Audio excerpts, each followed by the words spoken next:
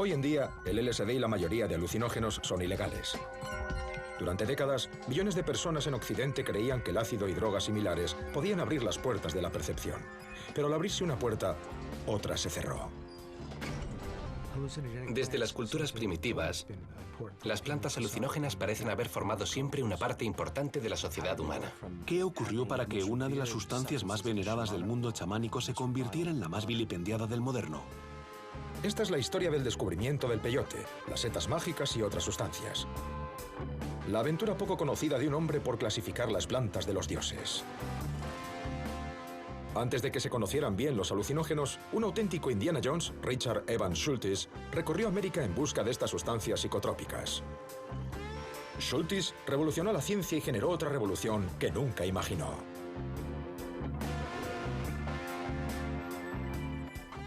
Del peyote al LSD, una odisea psicodélica.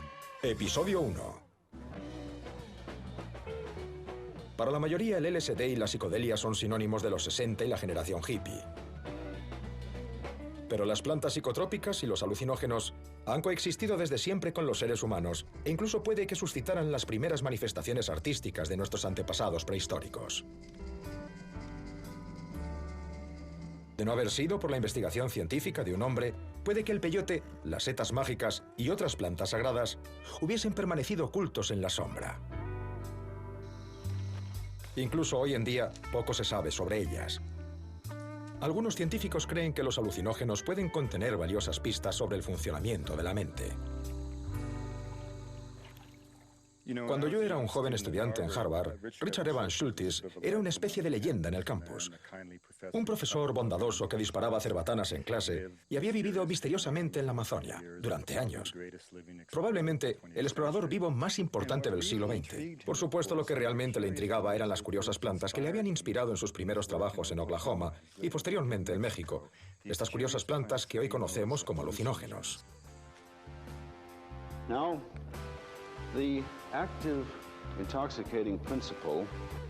A finales de 1973, llamé a la puerta del despacho de Schultes.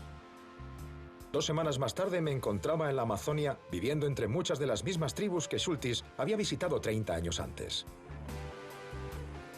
Como antropólogo y explorador botánico, pude compartir numerosas aventuras similares. Perderme en la selva, eludir extrañas enfermedades y participar en ceremonias sagradas. En todos mis años de exploración, su ejemplo fue siempre mi inspiración. Yo hacía lo que él me dijera, ya fuese investigar zombies en Haití o buscar nuevos alucinógenos en la selva amazónica. Posteriormente empleé años en la investigación y redacción de su biografía, titulada Un río. Cuanto más conocía acerca de sus hazañas, más me asombraba este hombre. Ahora estoy siguiendo su misma ruta para ser testigo de ritos alucinógenos sagrados desde el desierto estadounidense hasta las junglas de la Amazonia.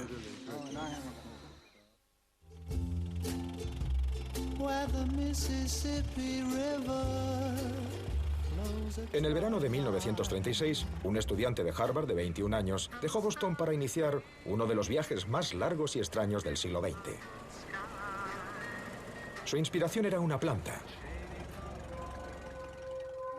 En un libro alemán poco conocido, Richard Evans Schultes había leído acerca de un pequeño cactus alucinógeno que podía inducir otras visiones mundanas. Su nombre era peyote. Estaba tan impresionado que decidió dejarlo todo para estudiarla. Encontró inspiración en su profesor, Aux Ames, director del Museo Botánico, quien animaba a los estudiantes de su clase a probar exóticos estimulantes e incluso alcohol destilado durante la ley seca. Ames proporcionó el dinero para enviar a Schultes a más de 2.000 kilómetros de distancia hasta Oklahoma con el fin de que desvelara los secretos del uso de peyote entre los indios Kiowa.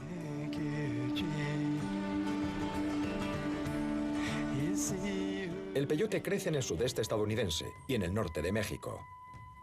Durante 3.000 años, los antiguos pueblos de México utilizaron el cactus como enlace directo con Dios.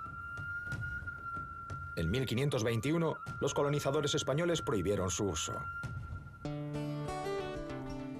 A finales del siglo XIX, científicos alemanes extrajeron el ingrediente activo, la mescalina, un alucinógeno. Sin embargo, incluso en los días de Schultes, poco se conocía del uso religioso del peyote entre los indios norteamericanos. A finales del siglo XIX y principios del XX, había pocas personas no indias que experimentaran con él. Algunos norteamericanos, personas cultas como Will Mitchell y el filósofo William James, estaban experimentando con el peyote y lo describían de formas muy interesantes. La visita de Schultes a los Kiowa tenía su lógica. Esta tribu ya había recibido en otra ocasión la visita de su nuevo compañero de viaje, el licenciado y antropólogo Weston LaBar. Esta iba a ser una aventura extraordinaria. Tenían un Studebaker de 1928. El trayecto hasta Oklahoma duró días. El estado de algunas carreteras les hizo emplear hasta 12 horas en recorrer 100 kilómetros. Además, no había ninguna garantía de qué encontrarían al final de su viaje. And the federal government battled a nation of lawbreakers. The law of the land said it was illegal to drink, but very few. La partida de Schultes coincidió con el final con derrota de una guerra de 14 años contra el alcohol. Aunque se había levantado la prohibición, una nación que había demonizado el ron no estaba preparada para legalizar un cactus psicotrópico. Las drogas alucinógenas son diferentes de otras drogas. Para empezar, los alucinógenos no son adictivos, no es algo que puedas tomar todos los días. No funciona así y no puedo imaginarme a nadie que quiera hacerlo. Sería una experiencia demasiado impactante. Lleva algo de tiempo asimilarla. No es algo que vayas a querer hacer todos los días. Esa es la gran diferencia entre el LSD, por ejemplo, y la heroína. Si consumes heroína, estás dispuesto a dejarlo todo. Lo que importa es sentirse bien. Los seres humanos nacen con un instinto innato para experimentar otros estados de conciencia. Los pueblos indios utilizan plantas psicodélicas y alucinógenos naturales con fines positivos. Utilizaban estas plantas para curar o para contactar con la realidad espiritual. Y lo hacían de manera ritual y con una finalidad. Al igual que Schultes, mi viaje comienza en casa, en los Estados Unidos. Estoy viajando al país de los Navajo para experimentar un ritual rara vez presenciado por foráneos. En la década de los 30, casi nadie había oído jamás hablar de plantas alucinógenas, aparte de un reducido círculo de estudiosos. Este hecho hace aún más increíble que un joven de Harvard, que nunca había estado al oeste de Boston, decidiera en el verano de 1936 viajar hasta Oklahoma para convivir con los Kiowa y estudiar las formas de culto del peyote. Es algo que siempre he deseado presenciar y conocer, y es prácticamente imposible que te dejen acceder. Además, solo los indios norteamericanos tienen permiso para utilizar legalmente el peyote con fines religiosos. Afortunadamente, los Navajo aún conservan esta práctica y me han invitado al círculo sagrado en el interior del tipi para ser testigo de un increíble ritual que constituye la esencia de la doctrina del peyote.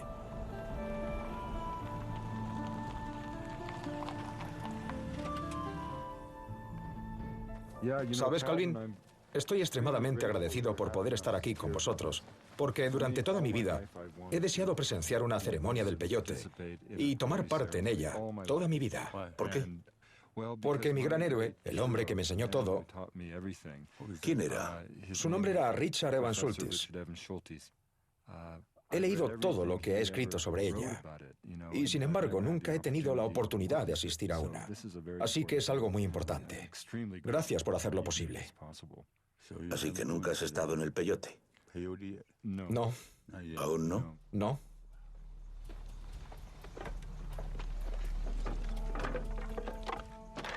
Se necesita mucha madera para mantener vivos dos fuegos. Uno para la ceremonia del peyote y otro para la cabaña de sudación. Estas cabañas forman una parte esencial de la vida de los indios de toda Norteamérica. Se calientan rocas en una hoguera. Posteriormente, el agua creará el vapor. Los indios afirman que el ritual purifica al individuo tanto física como espiritualmente. Y en el caso de la doctrina del peyote, la cabaña sirve de preparación para la intensidad de la ceremonia sagrada. En la cabaña de sudación también aprendemos algo. No estamos en ella sin más. Hablamos y enseñamos a las jóvenes generaciones. Calvin Soucy es un miembro venerado de la Iglesia del Peyote al que se denomina roadman, o acompañante, porque guía a los creyentes por el camino de la rectitud, alejándolos de los vicios como el alcohol.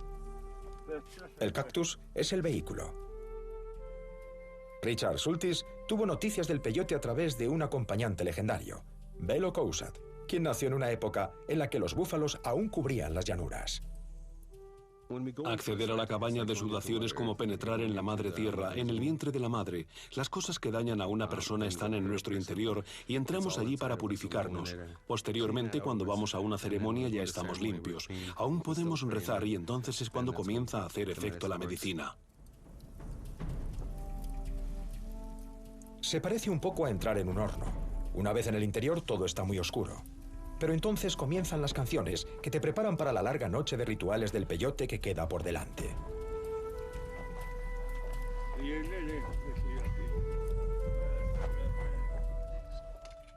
Siempre se dice que la temperatura en estas cabañas tradicionales puede volverse tan intensa que si no cantas, si no te involucras en los cánticos, puedes acabar abrumado.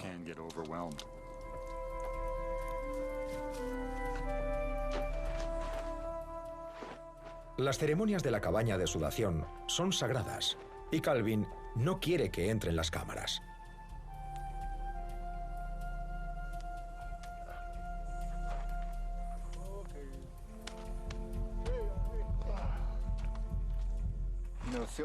Da la sensación... Es decir, es fabuloso porque te sientes como si te hubieses dado un baño o una ducha bajo la lluvia. Sientes tu propio sudor cayendo como si fuera lluvia caliente. Es gracioso el enebro que cogí en mi jardín. En 1936, Schultes experimentó también estos rituales, pero le llevó su tiempo. Cuando llegó por primera vez, los Kiowa se mostraron cautos. Habían sufrido en el pasado por practicar sus ritos sagrados. Y ahora, la Bar había regresado con un extraño que deseaba comprender su ceremonia más solemne. Mediante el respeto de sus tradiciones, Schultes se ganó la confianza de los Kiowa. Tomó sin vacilar la amarga medicina sagrada hasta 4 veces a la semana.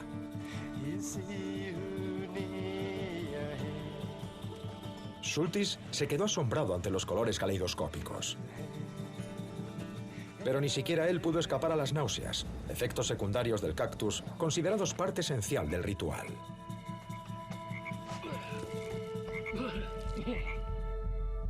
Al tomar el cactus, Schultes estableció un precedente que seguiría durante el resto de su carrera.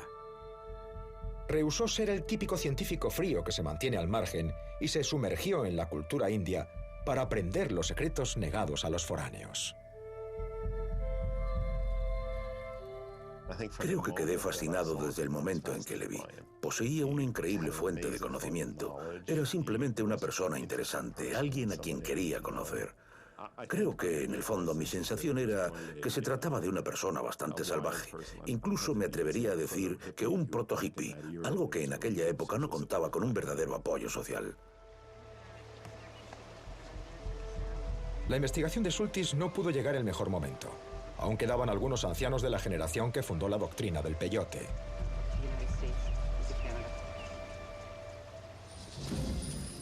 Mañana voy a tener la oportunidad de hacer algo que llevo queriendo hacer desde que conociera a Schultes: participar en una ceremonia tradicional del peyote.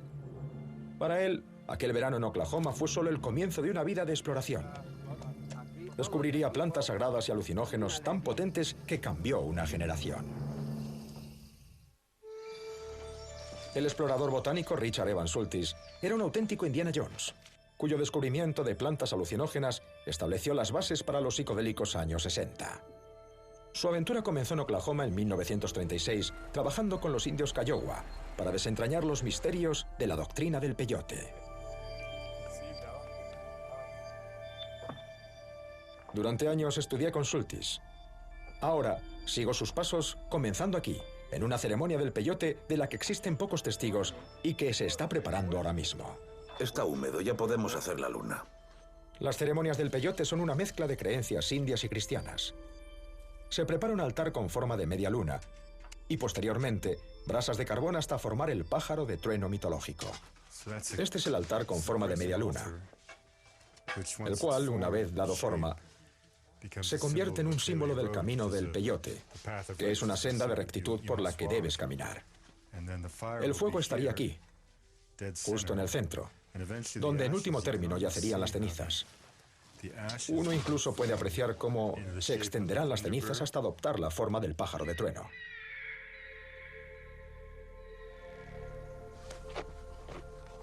Ninguna celebración de los navajo estaría completa sin un banquete, y la ceremonia del peyote no es la excepción. Esta oveja se cocinará para la comida del día siguiente. Hay algo extraordinariamente normal en la vida de todas las personas a lo largo de todos los tiempos.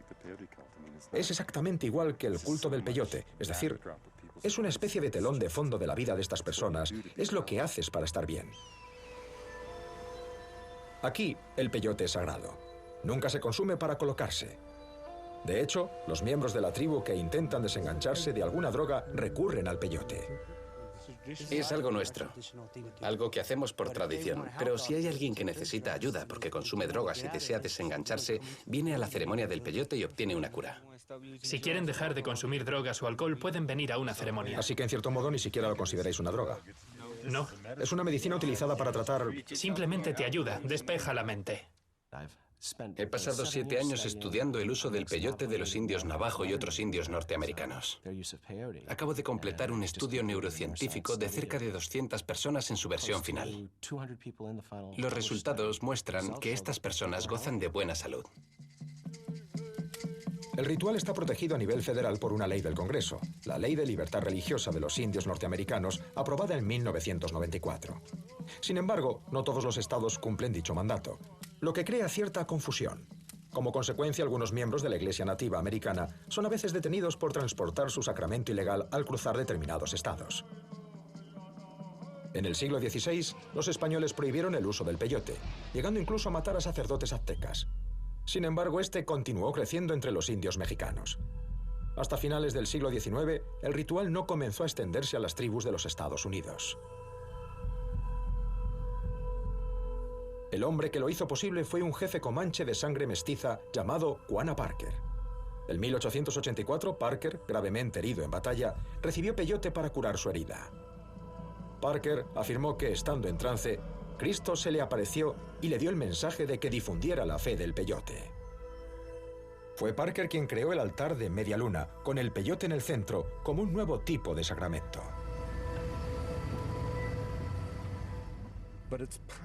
Sin embargo, el crecimiento de su poder se cimentó en que, coincidiendo con la decadencia de las costumbres tradicionales, la práctica extinción del búfalo de las praderas, el olvido de la sabiduría de los ancianos, la prohibición de la danza del sol y la pérdida de todas las prácticas rituales que habían hecho de esta extraordinaria cultura de las llanuras algo tan majestuoso. Se trataba de algo que ofrecía un nuevo rayo de esperanza, una visión de Dios, una nueva posibilidad de vida misma. A pesar de los esfuerzos de Quanah Parker, la ceremonia del peyote continuó siendo ilegal. El hombre que ayudó a legalizar la doctrina del peyote fue un innovador antropólogo llamado James Mooney. Este tipo, James Mooney, alentó a la nación Cheyenne y Arapaho a constituirse en iglesia. Si lo llamamos la iglesia del peyote, la iglesia nativa americana, se trata de una doctrina del peyote. Es una doctrina nativa tradicional, pero somos una iglesia para complacer a los misioneros blancos. Y así se quedó.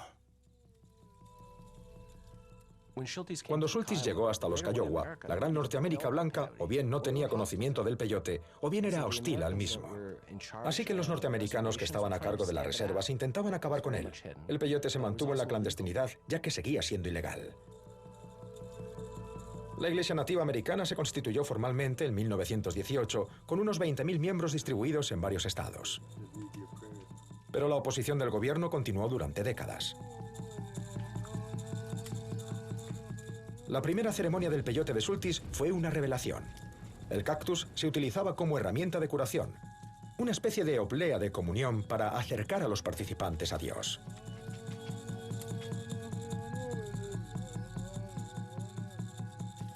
La ceremonia comienza tal y como lo hacía en tiempos de Schultes, con las palabras de un miembro de la tribu que está sufriendo. La paciente, Karen, ha sobrevivido a todo tipo de abusos. Ha venido para curarse. Es lo que la gente hace para sentirse bien, para distinguir entre sentido y sensación, para curarse cuando están enfermos, para equilibrar su energía y sus espíritus cuando están deprimidos. Ahora cantemos.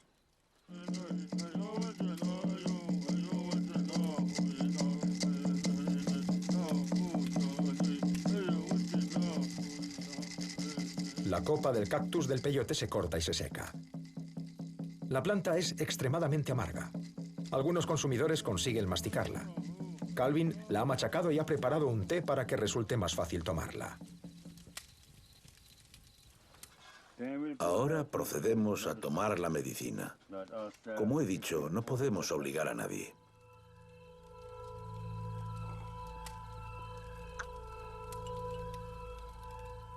A lo largo de la ceremonia, los participantes consumen el peyote como sacramento. Toman la cantidad que deseen. Lo que deben hacer es venerar la planta.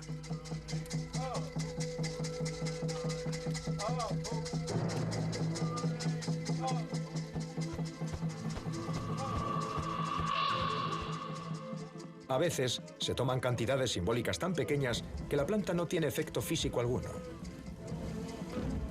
Pero si se considera necesario para la cura, el acompañante y los participantes consumirán lo suficiente para inducir una potente experiencia psicoactiva.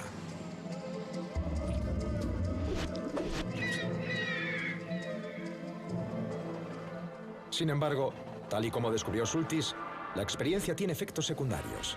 Más allá de las intensas visiones y la euforia, los componentes del cactus provocan a menudo náuseas y vómitos. Los acompañantes creen que es la manera que tiene la medicina de purgar la enfermedad del paciente.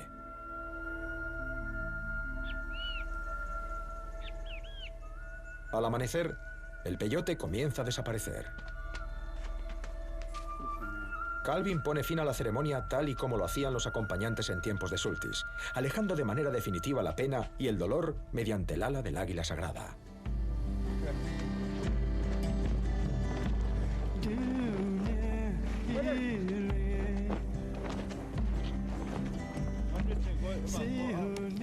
En las primeras horas de la mañana se desmonta el tipi y se elimina toda señal de la ceremonia.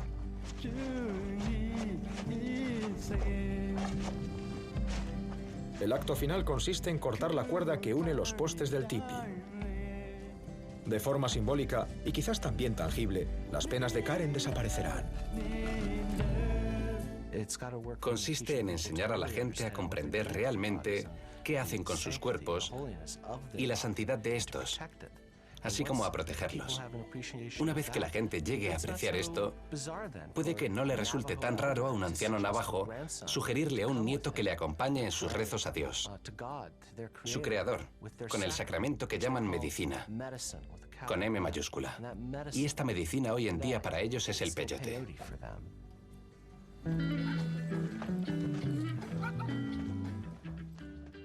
Aquel verano en Oklahoma cambió por completo la vida de Schultes. Regresó al este y poco después se desplazó hasta Washington, D.C., la capital de la nación, donde testificó en el Congreso en favor del derecho de los pueblos indios norteamericanos a utilizar el peyote con fines religiosos. Durante su estancia allí, realizó una serie de investigaciones en el Smithsonian, en las que halló una carta que proporcionaba la clave que, con el tiempo, le permitiría resolver uno de los grandes misterios de la historia de la botánica. La resolución de este rompecabezas por parte de Schultes conduciría de forma involuntaria a una nueva era, una época en la que estilo de vida y cultura se fusionaron con religión y política, una revolución que continúa teniendo efecto hoy en día. Durante su estancia en Washington, D.C. en 1937, el botánico Richard Evans Schultes se topó con una sorprendente carta entre las colecciones del Instituto Smithsonian. En la carta, un doctor mexicano, Blas Pablo Reco, se refería de pasada a un alucinógeno de larga tradición, el Teonanácatl, o carne de los dioses, utilizado por los sacerdotes aztecas para estar en íntima comunión con su creador.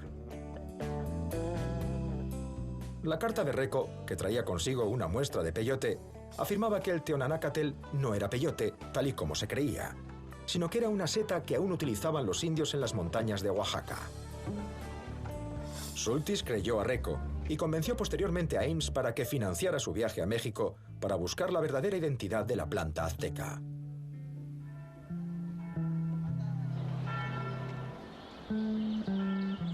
He venido hasta aquí para seguir el rastro del misterio.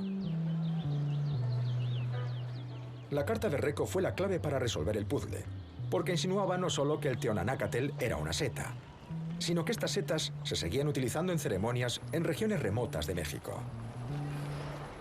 Schultes se puso en contacto con Reco, quien le envió muestras de las setas en 1937. Sin embargo, estas llegaron en tan mal estado que no se pudieron identificar científicamente. En consecuencia, Schultes decidió viajar él mismo hasta México con el objetivo de encontrar cultivos de estas setas, si es que existían, de tal modo que pudiera recoger muestras adecuadas que le permitieran identificar por fin esta misteriosa planta sagrada de los aztecas.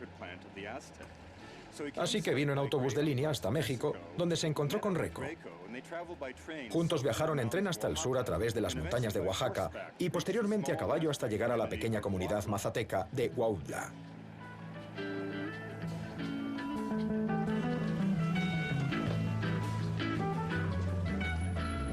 Estamos saliendo de la ciudad de Oaxaca por carretera para viajar 320 kilómetros hacia el interior hasta Huautla, donde las curanderas aún practican sus ritos sagrados transportando sus pacientes hasta reinos supernaturales mediante setas mágicas, un término que aún no se había inventado en 1938.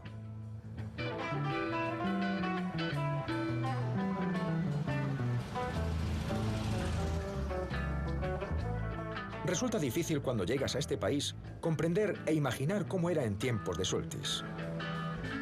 Tuvo que coger un tren destartalado desde Ciudad de México en dirección sur, bajarse en una cabeza de línea al azar, alquilar una mula y ascender durante 14 o 15 horas hasta un pequeño poblado situado entre montañas y niebla. Lo que encontró fue el universo cultural único del mundo mazateca. Los indios mazatecas habitaban a lo largo de las montañas de Oaxaca. Huautla de Jiménez es uno de sus pueblos más grandes.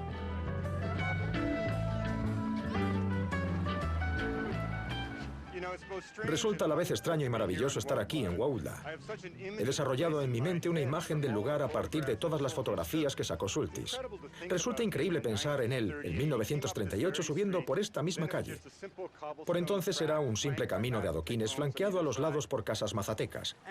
Para su gran asombro, Schultes descubrió que su compañero Reco, la persona que le había abierto las puertas de estas curiosas setas, era un ferviente simpatizante nazi. Europa se encontraba a un año de sumirse en la Segunda Guerra Mundial. Para hacerlo aún más increíble, había otro equipo de estudiosos liderados por Bernard Bevan y Robert Windlaner, y resulta que Bevan, o al menos así se rumoreaba, pertenecía al servicio secreto británico. Así que tenemos este escenario sacado de Indiana Jones, con dos equipos de estudiosos reunidos en este pequeño poblado mazateca en busca del misterio de las setas sagradas.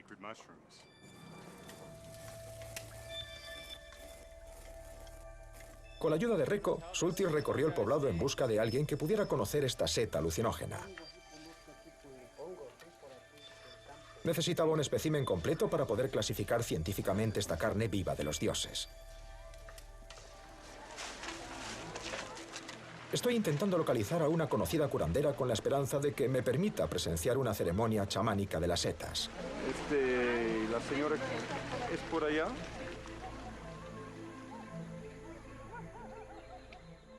La doctrina chamánica no es para todo el mundo.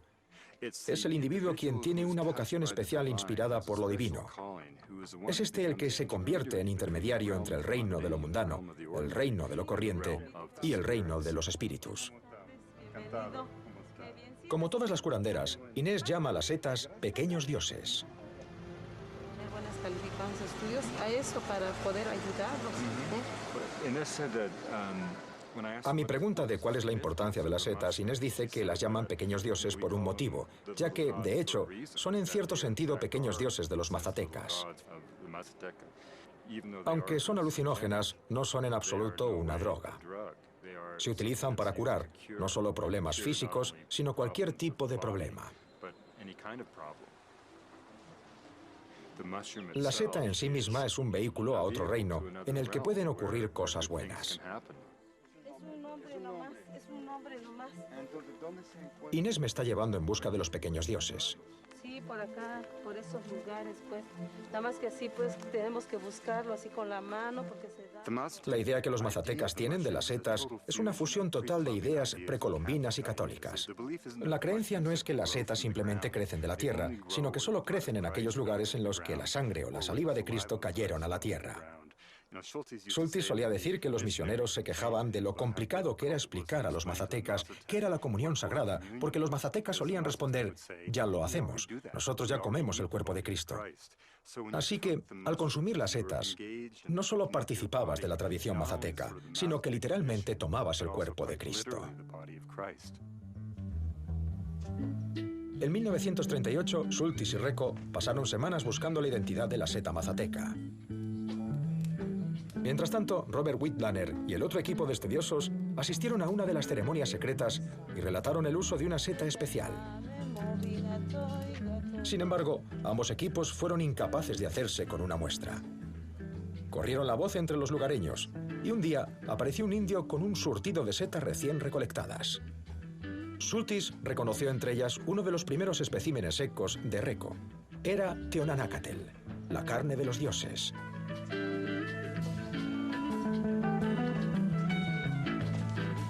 Schultes fue el primero en recoger una muestra de este alucinógeno e identificarlo científicamente. 15 años más tarde, inspirado por el trabajo de Schultes, un banquero de inversiones y vicepresidente de JP Morgan se aventuró a viajar hasta este lugar. Lo que encontró desencadenaría una revolución. En 1938, en lo alto de las montañas de Oaxaca, Richard Evans Schultes había identificado un antiguo alucinógeno azteca. El Teonanácatl, la carne de los dioses, resultó ser una seta. Lo que es más, los indios seguían utilizándola en ceremonias secretas. El alucinógeno se consumía tradicionalmente en fiestas aztecas rurales, a veces tras sacrificios humanos. Los sacerdotes también lo utilizaban para diagnosticar enfermedades. Prohibido durante siglos por los españoles, los rituales con Teonanácatl pasaron a la clandestinidad para resurgir posteriormente como una combinación de creencias cristianas y precolombinas. Schultes siempre afirmaba que, para conocer las tradiciones de los chamanes, era preciso participar en todos sus rituales. Buenas noches, Memo. Esta noche voy a tomar parte en una ceremonia rara vez experimentada por foráneos.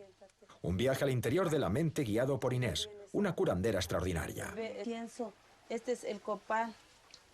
Hace años, Inés fue testigo de una ceremonia con setas organizada para un inglés. Su nombre, John Lennon. Las que yo voy a mencionar se va hasta el Señor.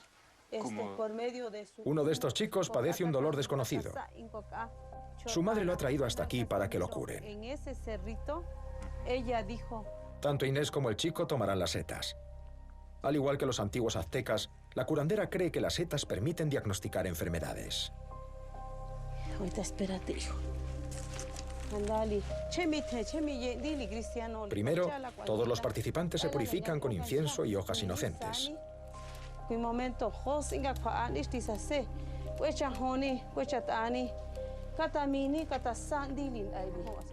Lo fascinante acerca de la ceremonia es todo su simbolismo. Las luces, la pureza de las flores, el humo del copa que lleva las plegarias hasta el cielo.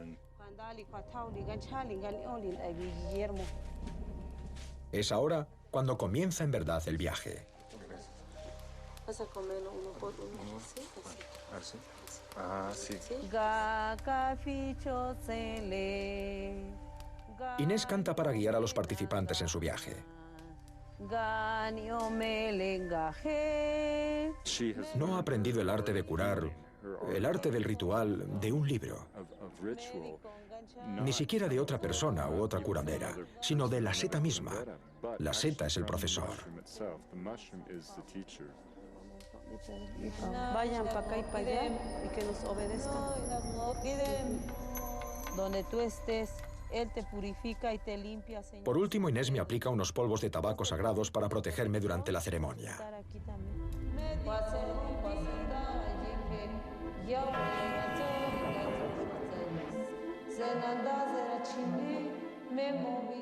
Desde que se consumen las setas, sus usuarios han notificado profundas sensaciones.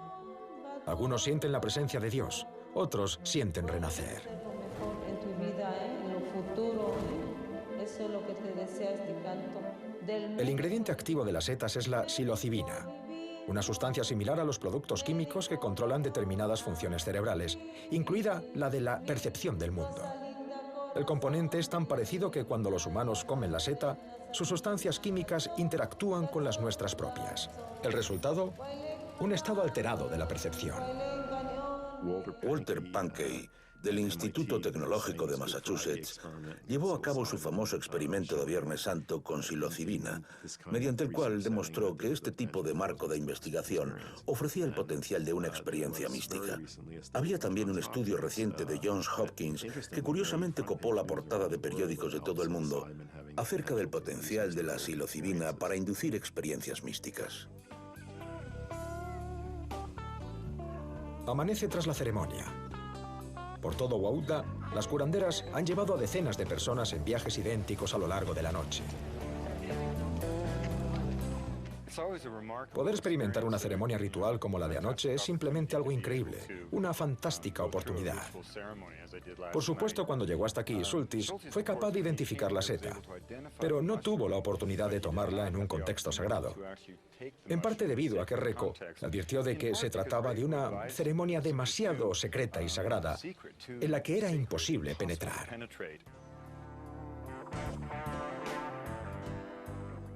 En 1938, mientras Schultes buscaba las setas, el científico suizo Albert Hoffmann llevó a cabo pruebas con otra curiosa sustancia, un hongo poco común que crecía en el grano del centeno. El cornezuelo se conocía desde la Edad Media, época en la que era utilizado por las comadronas para controlar la hemorragia durante el parto. Pan contaminado con cornezuelo había provocado brotes de alucinaciones masivas, histeria y a veces la muerte.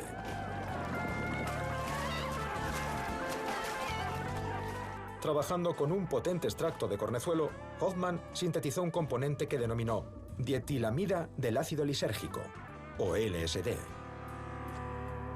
No volvió a acordarse de él hasta 5 años después. Hoffmann trabajaba como científico investigador para la compañía farmacéutica Sandoz. En 1943 echó un vistazo a su cuaderno y encontró el componente. Pensando que podía ser de interés, tomó una muestra. Mientras trabajaba con él, comenzó a sentirse raro. A very strange experience which reminded me to some experience I had in childhood. The feeling of oneness, to be one with nature, the feeling to see now the true aspects of nature. Hoffmann pensó que debía de haber absorbido parte de la sustancia a través de la piel, por lo que al día siguiente tomó a propósito lo que pensaba era una dosis minúscula. Una dosis verdaderamente minúscula son entre 100 o 500 microgramos, una décima parte de la masa de un grano de arena. But this very small dose, the first dose of my experiments I planned, was very, very strong. La dosis resultó ser enorme, ya que por entonces nadie pensaba que una droga pudiera medirse en microgramos.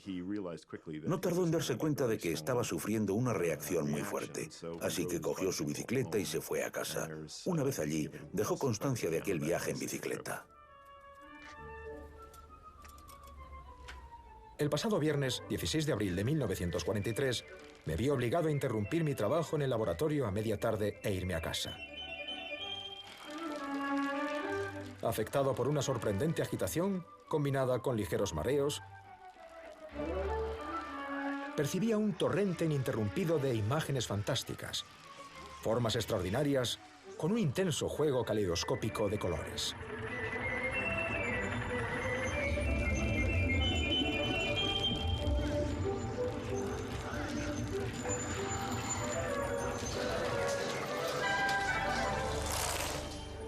En casa, las visiones se convirtieron en pesadillas. Durante un momento, Hoffman pensó que se estaba muriendo. The object like this chair was like if he was a living object. It became moving from inside.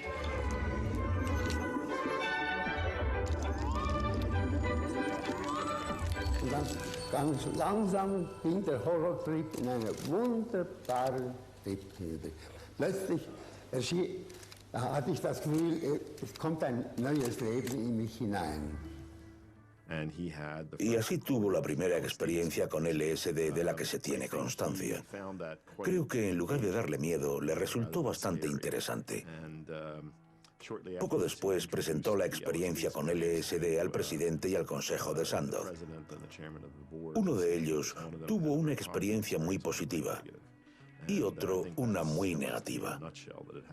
Y creo que eso resume a la perfección el LSD. Es decir, que tiene esas dos caras. Durante varios años, el hombre que tuvo la experiencia positiva estuvo a cargo de la política de Sandoz. Durante ese periodo, la compañía envió muestras de LSD a investigadores de todo el mundo. Y así fue en realidad cómo la experiencia psicodélica se introdujo en el mundo moderno.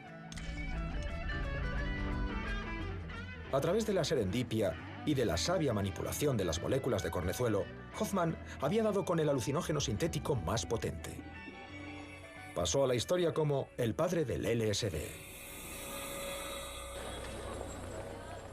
De vuelta a México, en la década de los 30, el trabajo de Schultes no había terminado del todo. En 1939, Schultes convenció a Aux Ames para que volviera a financiar la búsqueda de otro gran misterio azteca, el alucinógeno sagrado Ololiuqui, la planta serpiente. Aunque esta planta aparece descrita en los primeros textos en español, existía cierto desacuerdo en círculos académicos en torno a su verdadera identidad. Botánicos mexicanos habían insinuado que podía tratarse de una campanilla. Otros disentían. Sin embargo, Schultes fue capaz de confirmar que existían en realidad dos especies diferentes de campanilla, estrechamente relacionadas con la variedad común de nuestros jardines y utilizadas como plantas alucinógenas sagradas por los pueblos de México. Aproximadamente 12 años más tarde, Gordon Wasson pudo recoger semillas de Ololiuqui y enviarlas al laboratorio del Dr. Albert Hoffman en Suiza. Una vez allí, Hoffman fue capaz de identificar las sustancias químicas responsables del poder de la planta. Lo que Hoffman descubrió fue realmente extraordinario, ya que resultó que los principales componentes químicos de la planta serpiente eran alcaloides de indol, casi idénticos al LSD. Esto significaba en la práctica que, 4 años antes de que Hoffman sintetizara LSD en el laboratorio, Schultes había encontrado su equivalente natural en las semillas de una modesta campanilla venerada desde hace siglos como Dios encarnado por los antiguos pueblos de México.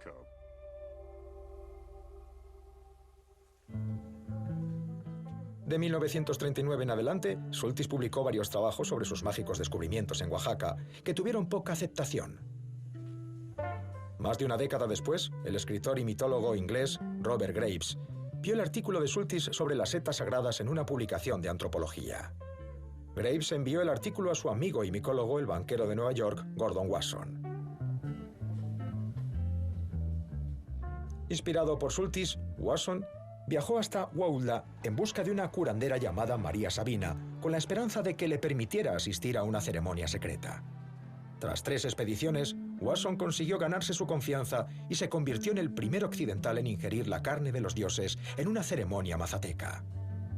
El fotógrafo de Wasson, Alan Richardson, documentó el ritual. Sin que Wasson lo supiera, sus viajes de estudio eran seguidos por la CIA. Cuando Wasson regresó a Oaxaca, la agencia infiltró en la expedición a un espía haciéndose pasar por científico, con el fin de obtener las setas para su posterior análisis.